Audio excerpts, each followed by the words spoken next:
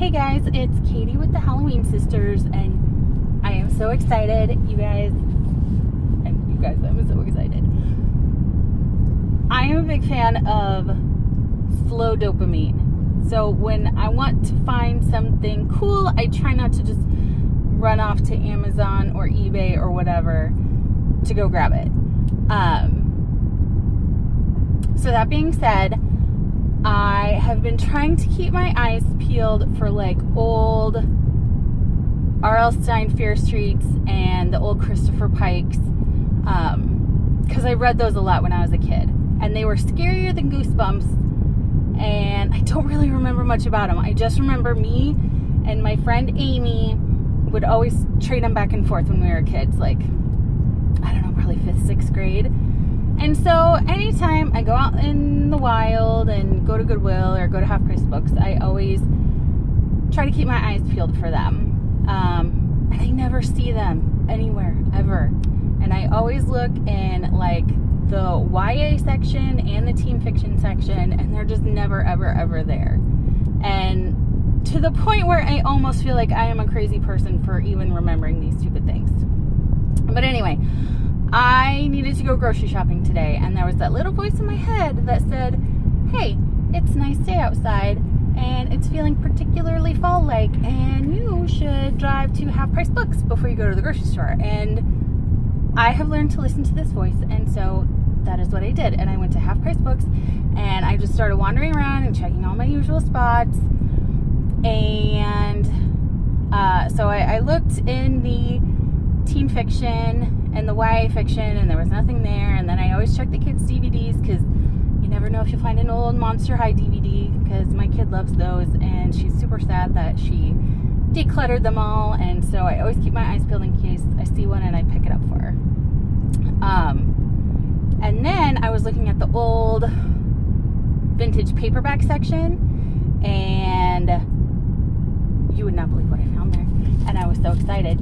Every once in a while, I'll find something cool, like an old Conan the Barbarian book or something. And so I always pick those up, because my dad always made me watch those movies when I was a kid. And so they've just stuck with me. So I always check that. Always, always, always.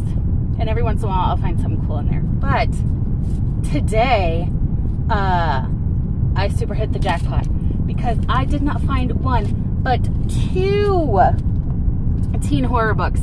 I found an R.L. Stine Fear Street and a Christopher Pike, and I spent way more money than I normally would on something like this, and probably more money than I would if I'd found them on eBay. But the dopamine is so sweet.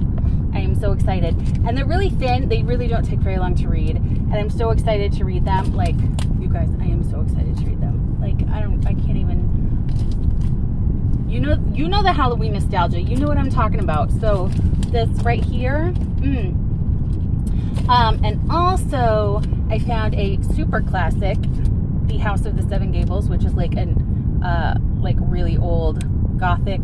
Is it considered horror? I don't know if it's considered horror. But usually every year on like Halloween night, I'll sit down and read The Legend of Sleepy Hollow. Which is a very small book, but it is very wordy. It's got some big words. I mean, it was written in the 1700s. They used really big words. So I imagine this is going to be the same thing, but I'm still excited. It's one of those books that I always forget exists.